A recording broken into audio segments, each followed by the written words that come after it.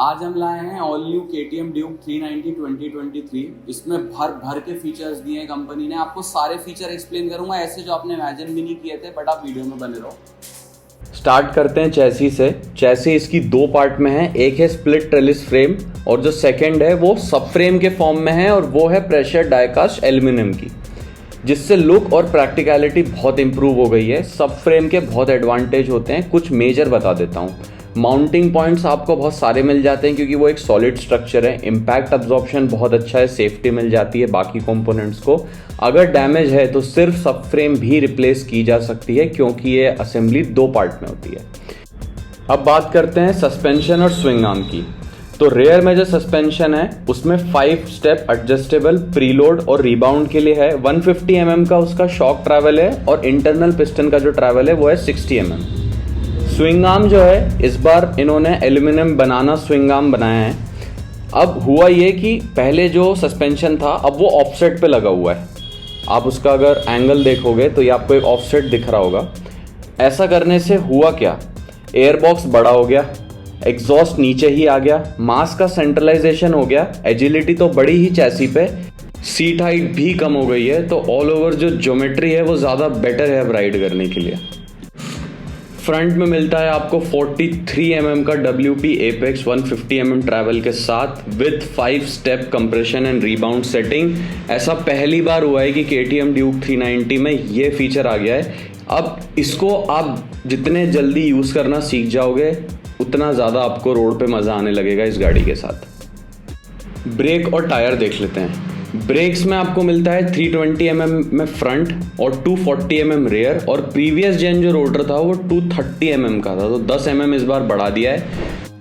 Alloy में जो spokes थे वो पहले मल्टीपल थे, अब सिर्फ 5 हो गए हैं, और जो डिज़ाइन है वो ओपन हब है। एक्सेल को हॉलो कर दिया है, वेट कम हो गया है, तो बाइक जल्दी टर्न होगी क्योंकि उसको बहुत कम वेट को लेके टर्न होना। इवेंचुअली आप हमेशा टायर ही तो टर्न करते हो पहले, और जो टायर पे मास होता है वो, तो अब वो कम हो गया है। गाड़ी अपने डायरेक्शन बहुत जल्दी फ्लिक करेगी, लेकिन स्ट्रेंथ पे कितना कॉम्प्रोमाइज़ हुआ ये तो लॉन्ग टर्म रिव्यू के बाद ही पता चलेगा।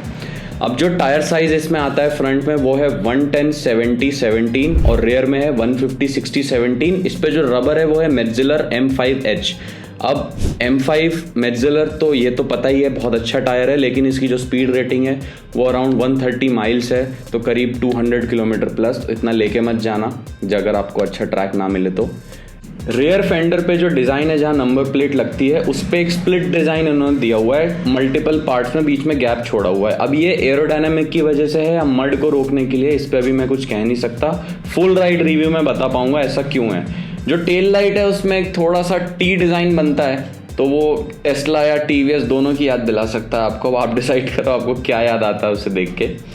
डायमेंशन की बात करें तो ग्राउंड क्लियरेंस है 183 mm का। वेट अभी जो गाड़ी का है वो है 163 to 165। एग्जैक्ट क्या है कमेंट कर देना। प्रीवियस जेन का 171।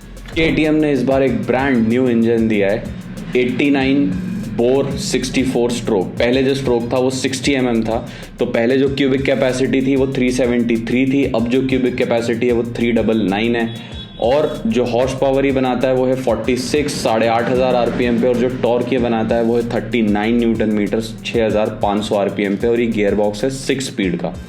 इंटरनल्स की थोड़ी बात करते हैं तो कंपनी कह रही है कि इस बार हमने कैम के फॉलोअर पे अल्ट्रा हार्ड कार्बन कोटिंग करी है। अब हो सकता है कि ये हाई स्पीड्स पे परफॉर्मेंस देने के लिए काफ़ी हेल्पफुल हो, लेकिन अभी तो फुल राइड रिव्यू पे ही बता पाएंगे। अभी ये एक वॉक अराउंड है, फुल राइड रिव्यू कुछ दिनों में आ जाएगा। फ्यूल टैंक 1 लीटर से बढ़ा दिया है, पहले 14 लीटर का था 15 लीटर का है, और जो माइलेज कंपनी क्लेम करती है दैट इज़ 28, तो 25 तो दे देना चाहिए। जैसे आप चलाओगे उस पर डिपेंड करेगा। इंजन की आवाज़ सुन लेते हैं, फिर उसके बाद आगे स्टार्ट करेंगे।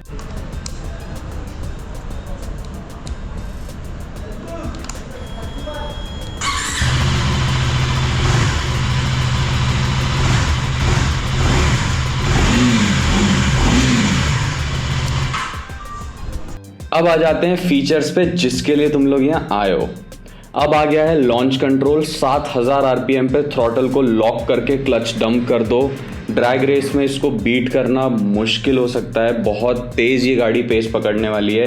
3 राइडिंग मोड्स हैं, रेंज, स्ट्रीट और ट्रैक, और जो मैंने ये ऑर्डर बताया है रेंज, स्ट्रीट और ट्रैक का, इसी ऑर्डर में पावर डिलीवर होती है। सबसे ज़्यादा ट्रैक में होती है और रेंज में सबसे कम होती है, स्ट्रीट में मॉडरेट होती है, और जो लॉन्च कंट्रोल है वो सिर्फ ट्रैक मोड पे ही सपोर्ट करता है।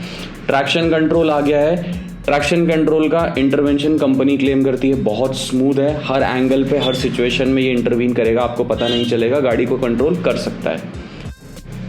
कॉर्नरिंग ABS आपको पहले भी मिलता था, अभी भी मिलता है, हो सकता है कैलिब्रेट ज़्यादा अच्छे से कर दिया हो, चला के देखने पे ही पता चलेगा, लेकिन कॉर्नरिंग ABS एक अच्छी चीज़ है उस मशीन के लिए, उस हर मशीन के लिए जो लीन ज़्यादा करती है। क्विक शिफ्टर प्लस है, इस बार कंपनी क्लेम करती है कि ये क्विक शिफ्टर पिछली वाली से ज़्यादा स्मूथ होगा। मुझे पिछली वाली का थोड़ा जिटरी लगता था, उतना स्मूथ नहीं लगता था। इस बार यूज़ करके देखेंगे कैसा है, आई होप अच्छा हो। 5 इंच TFT डिस्प्ले मिलता है। अर्गोनॉमिक स्विच के बहुत अच्छे हैं। स्विच जिस पे माउंट है वो एक टेपर्ड यूनिट है, तो उसमें आप फील कर पाते हो कि कौन सा स्विच आपको पुल करना है, तो वो एक बहुत अच्छी चीज़ लगी। बट ये माइक्रो बटन पे पूरी असेंबली है। अब ये बारिश में कैसे बटन रिस्पॉन्स करेंगे वो आपको लॉन्ग टर्म रिव्यू में ही पता चलेगा। फिर आता है सुपर मोटो ABS। रेयर का ABS आप ऑफ कर सकते हो ताकि आप स्लाइड्स कर सको ऑफ रोड पे या ऑन रोड पे भी, लेकिन इसको कोई नूब ट्राई ना करे, सिर्फ ये प्रोफेशनल लोगों के लिए है। इसमें एक फीचर जो मैंने पर्सनली एक्सप्लोर किया जो मुझे बहुत अच्छा लगा वो ये है कि इसमें एक हज़ार्ड लाइट का ऑप्शन आ गया है, पहले नहीं था, बहुत अच्छी बात है। लेकिन इस बार वाला जो हज़ार्ड लाइट है वो थोड़ा डिफरेंट है। जब आप इसको ऑफ कर देते हो, यानी कि अगर मैंने हज़ार्ड लाइट ऑन कर रखी है और मैं चाबी कंप्लीट ऑफ करके हैंडल लॉक करके चाबी बाहर निकाल लूँगा, तब भी हज़ार्ड लाइट जलता रहता है और इस स्विच से ऑफ नहीं होगा जब तक चाबी नहीं लगेगी। तो अगर हाईवे पे रात को आपको रुकना पड़े, SOS हो या आपको सुसु भी करना पड़ सकता है हाईवे के कोने में, तो भी है एक बहुत अच्छी चीज़ है। नहीं, मैं नहीं मानता। मतलब बहुत ही प्रैक्टिकल है ये चीज़, इसके लिए तो KTM को सैल्यूट है। और हाँ, एक चीज़ मुझे ऐड करनी है, लिक्विड कूलिंग है लेकिन अब कर्व्ड रेडिएटर है और ट्विन फैन सेटअप है। क्योंकि पावर बढ़ा दिया है, ऑब्वियसली हीट डिसिपेशन ज़्यादा होगा, तो अब हीट मैनेजमेंट भी अच्छा हो गया है। कूलेंट थोड़ा साइड में आ गया है, थोड़ा ऑकवर्ड लगता है लेकिन प्रैक्टिकल है और एक्सेसिबल है कूलेंट को निकालना, तो मुझे लगता है ये एक बहुत अच्छी चीज़ है। अब पूरा रिव्यू आने के बाद बता पाएंगे कि एक्चुअल में गाड़ी कैसा परफॉर्म करती है। और स्क्रीन पे एक्सप्लोर करते करते क्रूज कंट्रोल दिख गया है। क्रूज कंट्रोल है गाड़ी में। अब कंपनी कहती है कि इस पे स्पीड लॉक भी हो जाती है, हाँ तो मतलब लॉक हो पा रही तो स्पीड कंट्रोल ही है, लेकिन फिर उसमें प्लस और माइनस का ही बटन है, जैसे कार में होता है कि आप एक बटन पे उसे प्लस कर लो, एक बटन पे माइनस कर लो।